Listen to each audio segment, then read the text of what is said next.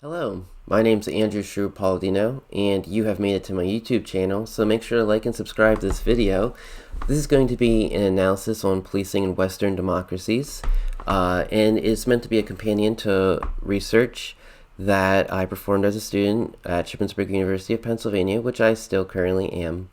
The United States is of special interest here because it has the most incarcerated peoples per capita for the entire world in comparison to other Western democracies and developed countries as well.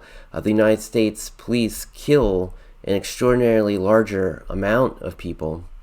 There also remains the question if racism has a part to play in this. My hypothesis is that the United States applies felon as a caste, and this leads to more crime due to disenfranchisement, which leads to more felons. I also believe that the loss of rights that comes with the status of being a felon has led to an assumption of the loss of the right to life. I also believe education will show a factor. My study uses government sources everywhere possible, especially for their respective countries. My study will also use journalistic sources, and that is actually both a difficulty for my study as well as a driving force for my study and many other studies. That is because in the United States, which kills an extraordinarily amount of people at police hands, but the United States does not keep track of how many people are killed by police. The Guardian is one of the first to start this, a United Kingdom newspaper, and they actually do note this in their about of why they started keeping track. They cover police killings for 2015 and 2016. After that, the Washington Post has taken the torch, if you will, and they now keep a year-to-year update tracker, which I currently have on my screen. As of December 1st, of 2020 to December 1st of 2019, 1,020 people have been shot and killed by police in the United States. Compares the United States, the United Kingdom, Germany, Australia, Norway, Finland, and somewhat of the Republic of Ireland. It tracks how many people are killed by officers, whether or not the country has felon as a status of being, whether or not higher education is required to be a police officer. Most notably, the United States is rather unique in its application of felon as a status. It is not the only country to have had felony. The term originated in the United Kingdom as part of common law. However, in the United Kingdom, it has been encoded out of their law. In the Republic of Ireland, it has also been encoded out of their law. In Australia, there was once felony status, but it was only applicable to death penalty cases. When Australia got rid of the death penalty, it ceased to be a thing. Germany does have different definitions. Anything less than a year is misdemeanor, but the higher level of crime does not come with a loss of rights, which is unique for the United States. As you can see, the United States has a far larger amount of people killed by police. I got these numbers by getting averages of all available data for some countries, such as Germany. This could be 10 years worth. In Australia, they only reveal 2 years at a time, so I used the most recent data.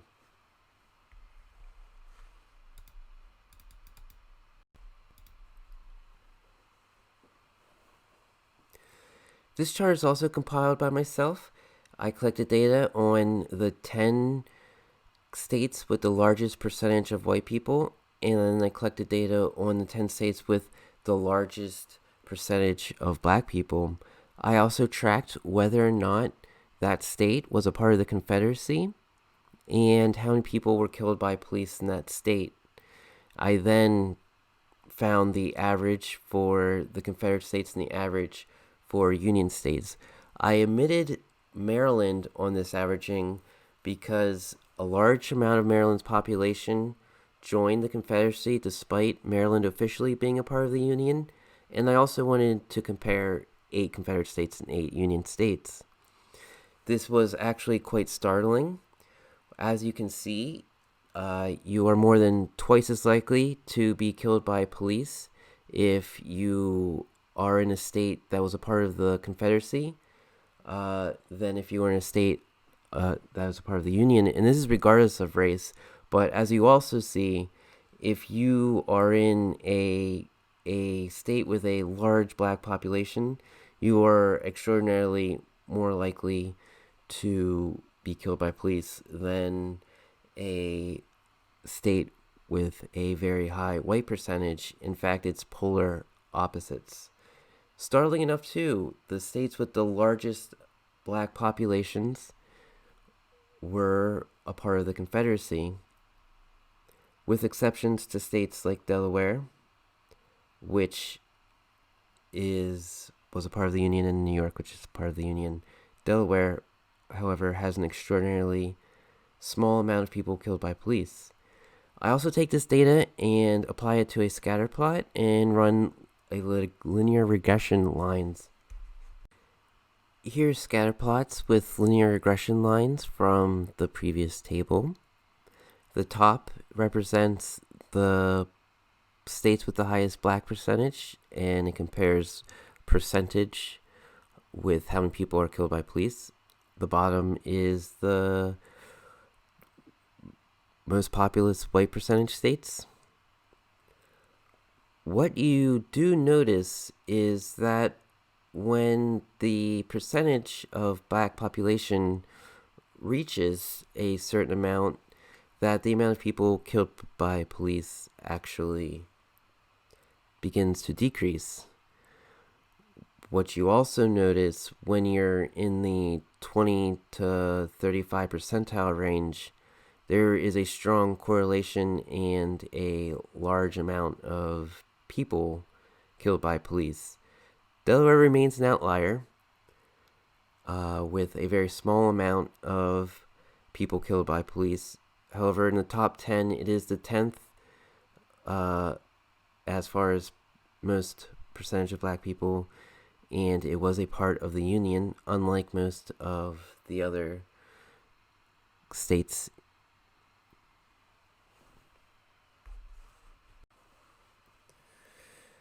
This may suggest that with a large enough population, police may feel more comfortable around people of color. It also may suggest that people of color in these states with the higher over 40 threshold may have more political power due to their larger population. Several studies reveal a lot about race when it comes to policing. White officers are 5 times more likely to commit an act of violence against a black person in comparison to black officers, especially in neighborhoods with a high black population. This is also true for Hispanic populations. More white people commit crimes in rural areas. In urban areas, more black people commit crimes. Both races commit crimes at the same rate. However, in rural areas, there is an informal justice system, particularly because the people know the judges and the officers who are involved, and they will get off on smaller crimes, but then they eventually commit grievous crimes at the same rate. White people and black people, rural and urban, commit domestic violence at the same rate. However, white people are more likely to be repeat offenders. More importantly, 22% of white males are felons, while 33% of black males are felons. This is a de facto case. Being a felon comes with a lifelong loss of rights. These rights include the right to own a firearm. You can legally be discriminated against when seeking employment or when seeking a place to live. This last part especially causes felons to be forced to live in certain areas. often high poverty areas, and often because of a loss of employment, this increases the rate of poverty.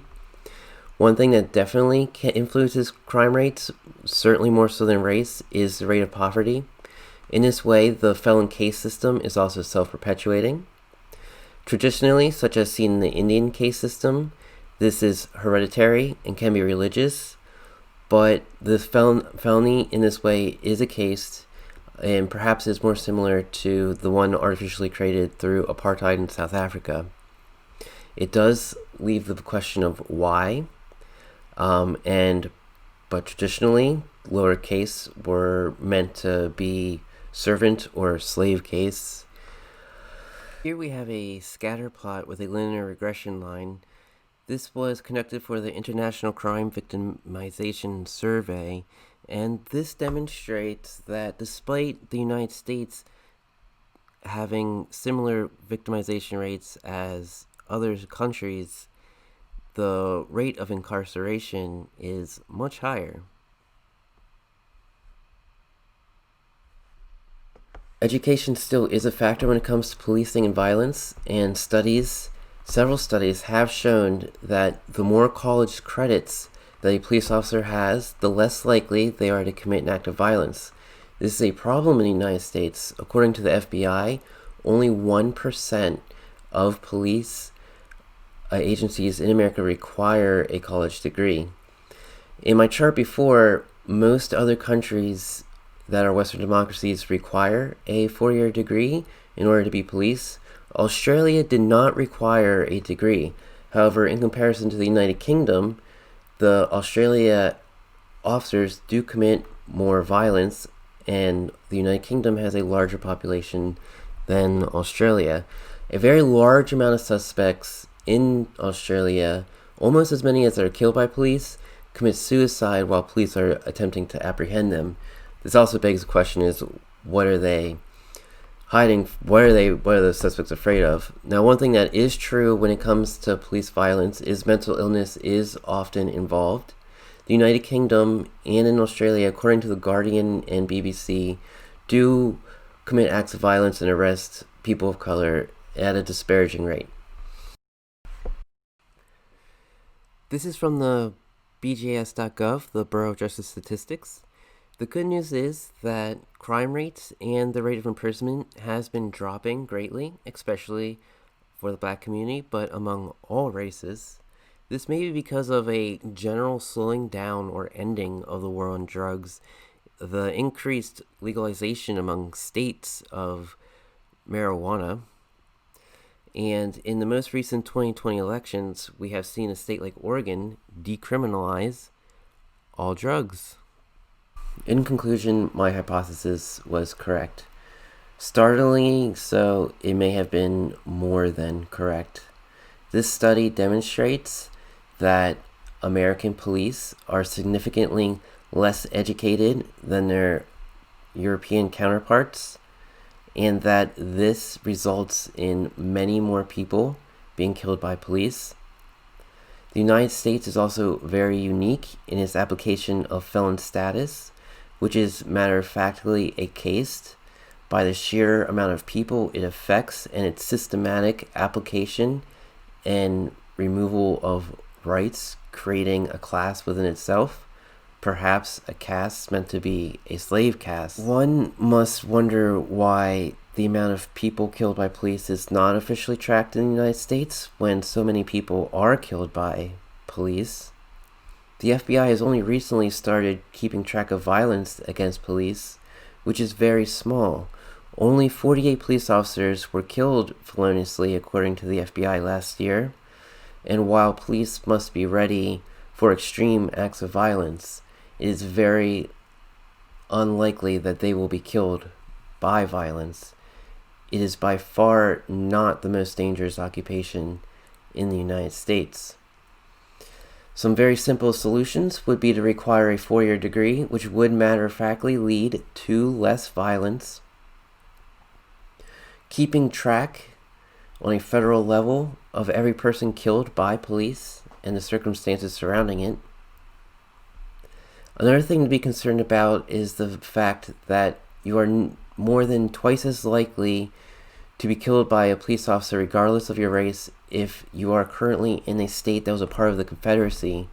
You are least likely to be killed by a police officer if you are in a state that was a part of the Union.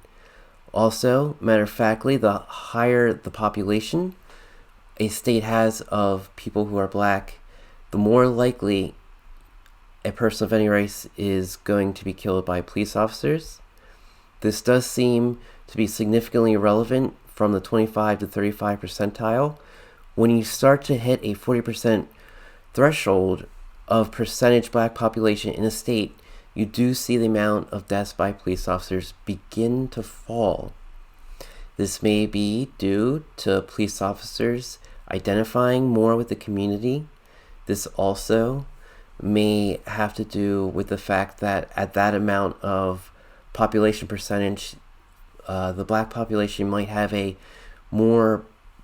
stronger control of politics or be represented more by police. It is also very important to consider this problem as being cultural. The American public accepts felon as a thing that people are. They accept the fact that it comes with the loss of rights. Whenever you see issues of people being killed by police come into the news or the spotlight, their criminal background is always impugned. This loss of rights with felonies seems to also include a loss of the right to life. Police seem to be willing to kill people, whereas they are not so in other countries. Thank you for watching my presentation. I did my very best, and I'm going to do my best to upload this to YouTube and include links to all my sources with timestamps on that format. This might not be there for my official presentation. I see there's now a Google Drive for that, but do search Andrew Shrew Palladino. It's Shrew Tracks on YouTube. Thank you, and have a good day.